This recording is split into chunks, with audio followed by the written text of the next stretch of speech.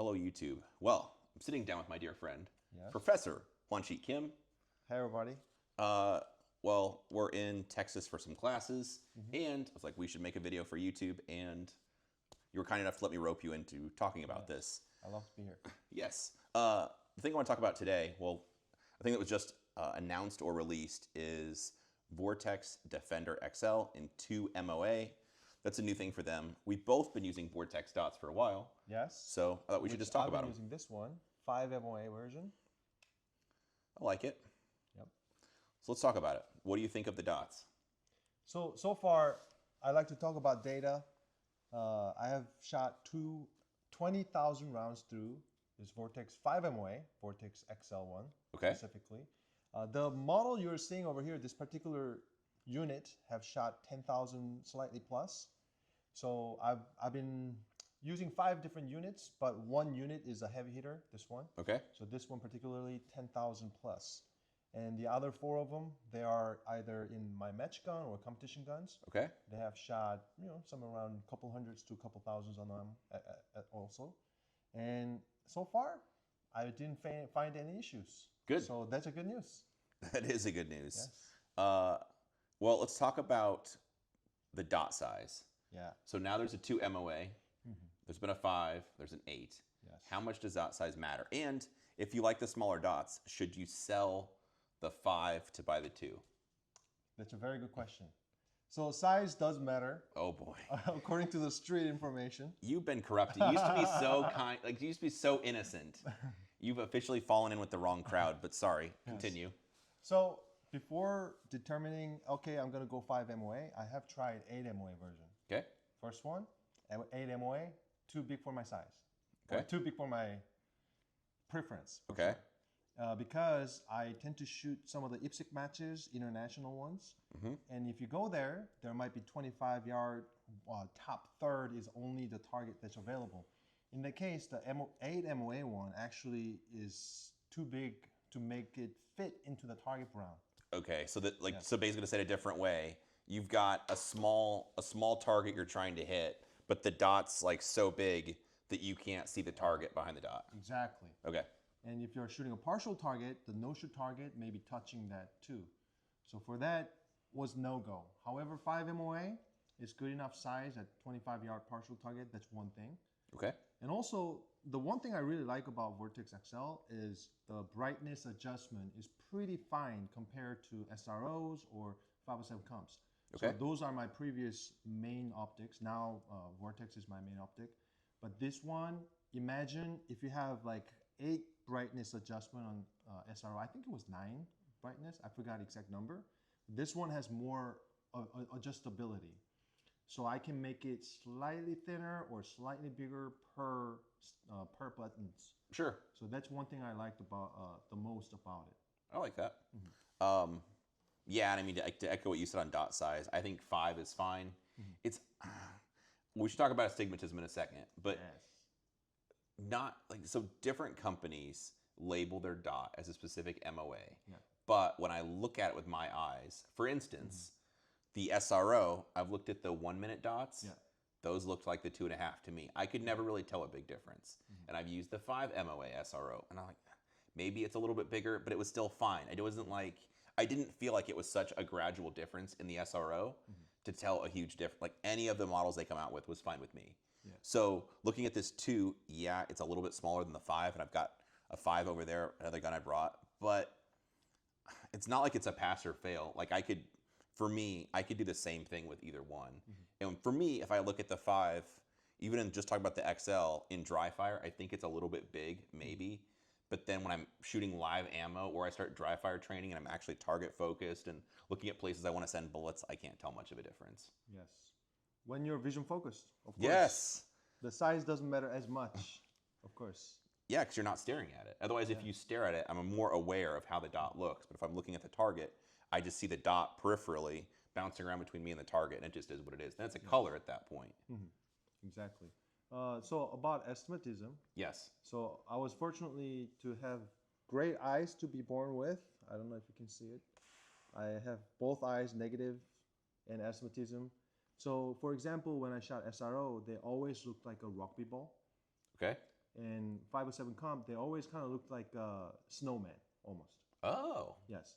But this one is the most fine edges, I should say, because SRO and a 507 comp, I always felt like it was a bright sun. Of course, if I bring the brightness all the way, then this also looks like a sun. But especially with the 5 MOA, I dim it down a lot of times because I'm so preferring 2.5 MOA, whatever.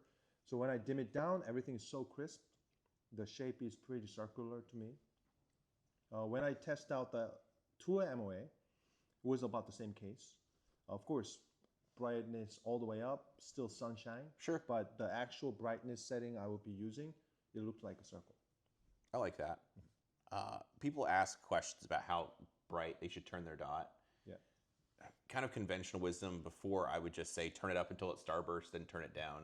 Now I like my dot a little bit more on the lower side compared to being up high, because if it's turned up all the way and so I'm looking at the target and I see my dot bouncing between me and the target, I'm more likely to want to stare at it if it's really bright. Yeah. So for me, if I turn it down a little bit, I feel less inclined to stare at it, even though, it could still happen from time to time. Yes. What do you think? Do you have a preference? So I have tried that method before, but 507 comp was much better, but SRO specific, especially when I was using 5 MOA SRO, if I dim it down from that bright sunlight kind of look, then the one down makes it crispier, but the dot looked almost like an orange dot. Okay. But this one, when I do it, it still looks reddish dot. So this one, I like it so far. Nice. So anyway, I'm going to keep shooting them. I have quite a few Defender XLs on rotation, as do the 507 comp. For me personally, I like them both. I would say, you can give your opinion. For me, I just say pick whatever footprint you have and then buy the dot that matches. Because if you have a direct mill for an SRO or the RMR, then just buy the 507 comp because it's that footprint. And if you have, I think, SIG guns, as long as they're not exploding on you, those guns or some military stuff, the military stuff does tend to like the Delta Point Pro, some of those guns. So then if you have the Delta Point Pro pattern, which is what this is, just get this one, because to me, they're pretty interchangeable. I like them both the same. They both have little things that would probably change, but overall, I like them both. Yes. What do you say? So some of the issues with the SRO or Trajectory footprint, if you're shooting Shadow 2 or some thinner slide, when you do direct mount, the screw can actually expose out of the slide. Oh. But Delta Point Pro has a narrower screw distance. So for Shadow 2 or CZ shooters or any gun with a narrow slide, it's going to be much better because screw points are closer to each other. So you don't have to have a thick slide. Okay. Thicker the better, but usually. All right. But one, so to say, it's not really an issue that I faced. So I had two issues, so to say. Okay. One is when I teach law enforcement classes, I use the Safari Lane ALS holster. Yes. This one didn't fit right away. So I had to grind on the internals a little bit to make the hood a little bit thinner. Okay. So now it works totally fine. But grinding is not a lot of work, just Dremel out a little bit. And then there's a weird pad on the top. I'm not sure what's that for in the beginning. The logo is on there. It's a rubber pad. Mine came off somewhere around like 10,000 rounds of use. But it came off because I was scratching on the table. Oh, and it gotcha. just came off. Yeah, so it was like a... But even if it came off, I don't know. It's not really functional to me. I think it's a little bumper or something, or maybe it's just a cosmetic thing. Yeah, but so I just run it without that rubber pad. If you see Yeah. it, doesn't matter much for me. But other than that, I didn't really find an issue. Man, well, with 20,000 rounds, it's good to know. I guess it's holding together okay. Yes. What? Oh, and one other thing I do like about this is that you can adjust it with, it's just easy to get a screwdriver, or if you happen to be, well, like my range, there's always 22 long rifle brass all over the place. 22 brass is quite handy for, it fits perfectly on that screw socket, in case you're interested, because I have been to the range before where I wanted to change a 0, and 22 brass was more easy than me walking to my car, so I chose a 22 brass. Yeah. Oh well. Anyway. So this is an optic, like if I was an engineer or coming up with a new optic product, this has all the features I want pretty much. Like when I look at it, I don't have much to like add to it. it checks out all the marks for me. And so far, there has been only a few optics that checks all the marks that I want to check. But one thing that I didn't have to switch to Vortex, except there was one reason that I really wanted to switch to Vortex. Okay. It's a sun glare. Oh, Sun okay. glare, this is way predictive. So SRO, it creates a fake dot. So there's two dots almost if you're facing the sun. Yeah. Hollow sun is the brightness, the brightest adjustment is not bright enough to penetrate the sun, if that makes sense. Mm-hmm. But this one has more brightness setting than the 507 comp. And also in the sun, what it does is if there's a red dot, there's a kind of a 60 MOA kind of a glare on it, if I've that seen makes that. sense. Yep, I've noticed that. So in the sun, the central red dot, they don't lose anything. There's no fake dot, and red dot is clearly visible, except in the sun, I might see a thin glare, huge glare around it, but it's a ring glare, not the entire filled in circle glare. Or if that not makes a sense. fraction somewhere that you might mistake in as being the red dot. Yeah, so I never really make a mistake of where's my red dot in the sun. Dude, that makes sense. Well, I appreciate you chatting with me.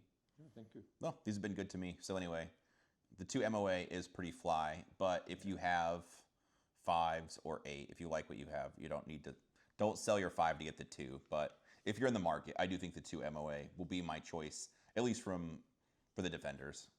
So anyway, appreciate you taking the time. If you guys have questions or comments, drop them below. I will sweet talk Kim into making more videos with me.